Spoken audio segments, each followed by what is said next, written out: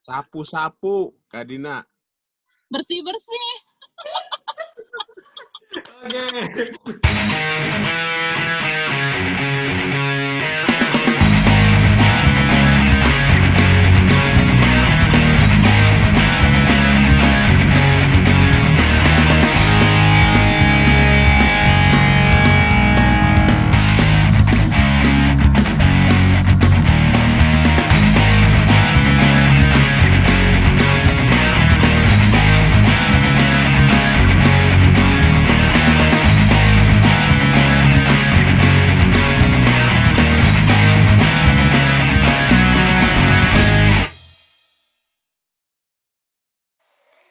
Halo, senang sekali dapat menjumpai Anda kembali melalui video ini.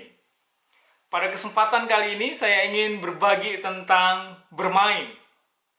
Bermain adalah sesuatu yang tidak pernah lekang oleh waktu dan tidak pernah habis oleh zaman. Siapapun kita pada tingkatan usia apapun, kita menyukai bermain, betul? Yang membedakan mungkin pada setiap tingkatan itu, bermain tidak hanya sekedar bersenang-senang. Bisa juga permainan kita gunakan sebagai satu alat untuk kita mencapai tujuan yang lebih besar daripada sekedar bersenang-senang melalui permainan itu. Itulah sebabnya kenapa sejak 10 tahun yang lalu, bahkan lebih dari 10 tahun yang lalu, saya menggeluti bidang ini. Saya menggunakan permainan untuk satu kegiatan yang menunjang produktivitas.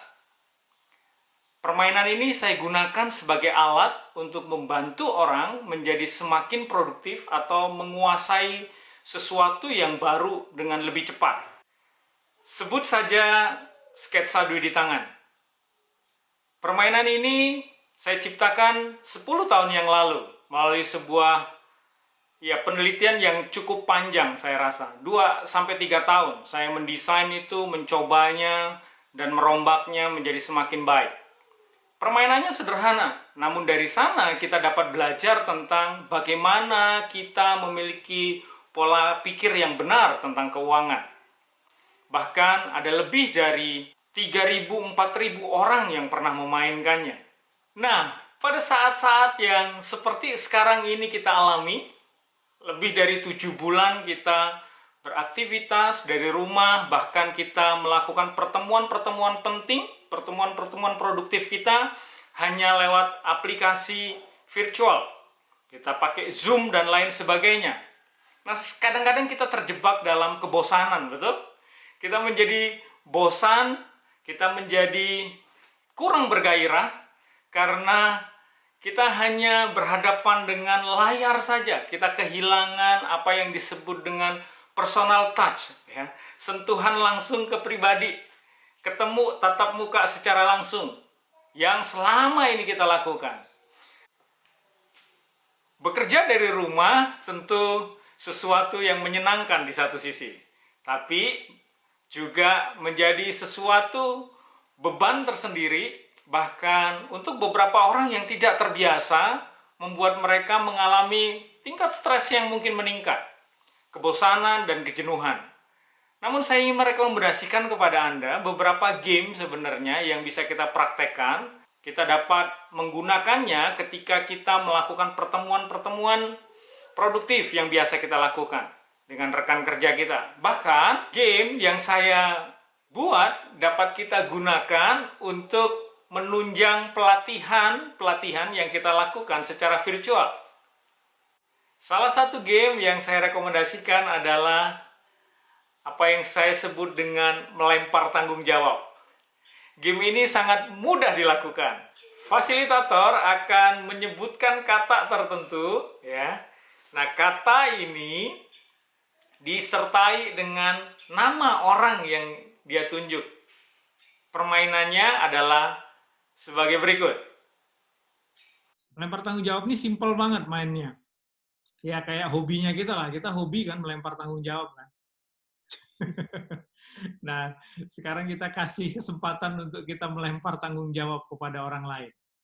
Cara mainnya sederhana. Cara mainnya adalah begini.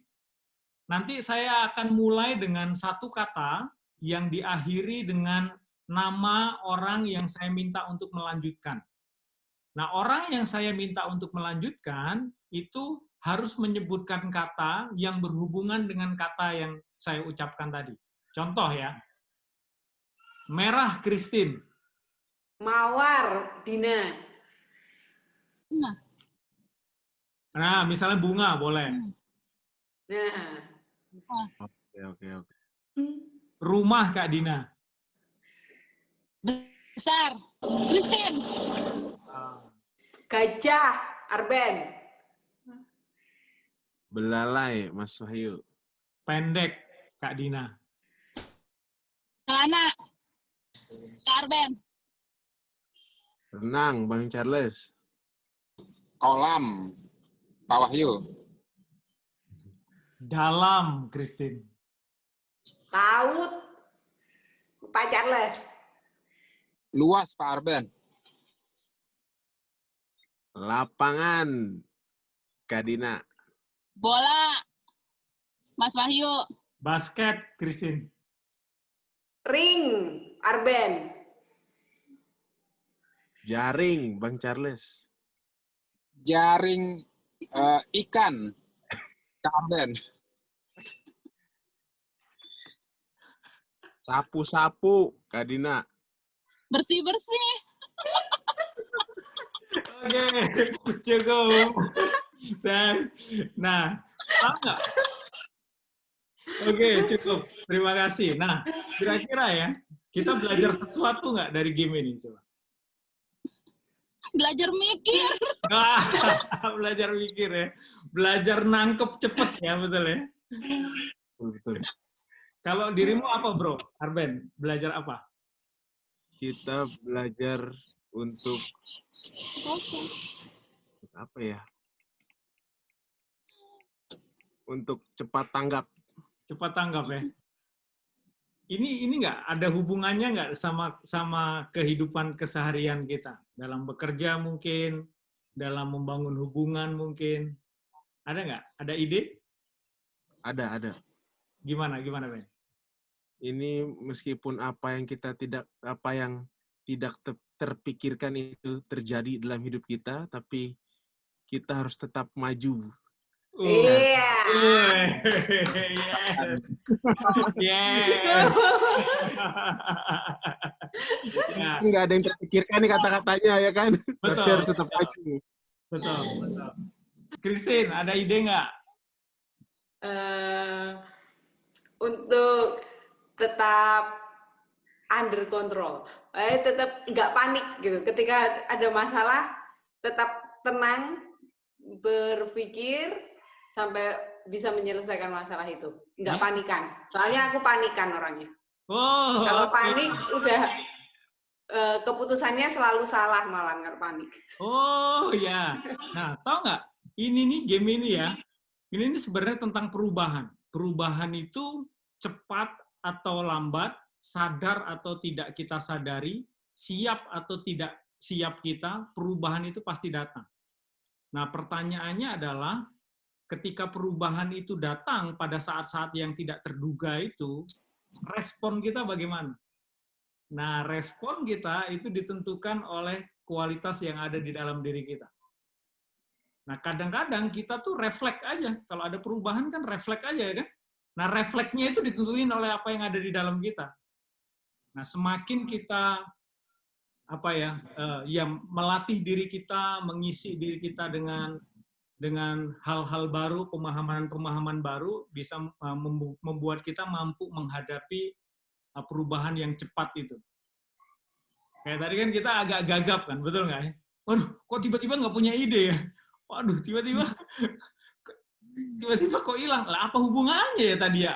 Sapu-sapu sama ini. Tiba-tiba kita jadi tell me gitu, betul nggak sih? Kan kok sapu-sapu? Wah, akhirnya tiba-tiba bersih-bersih. Wah, sapu kan bersih-bersih. Betul kan? Nah, kira-kira itu simple ya gamenya ya. Gimana? Menarik nggak game-nya? Menarik. Menarik ya? Nah, ini salah satu game yang bisa kita lakukan ketika kita online begini. Ini baru salah satu. Ada banyak game yang saya ciptakan. Dan ini salah satu contoh yang paling sederhana. nanti lain kesempatan kita bisa coba yang lebih kompleks. Gitu. Boleh. Thank you ya waktunya ya. Nah, itu tadi contoh permainan dan bagaimana melakukannya. Mudah bukan? Selamat mencoba.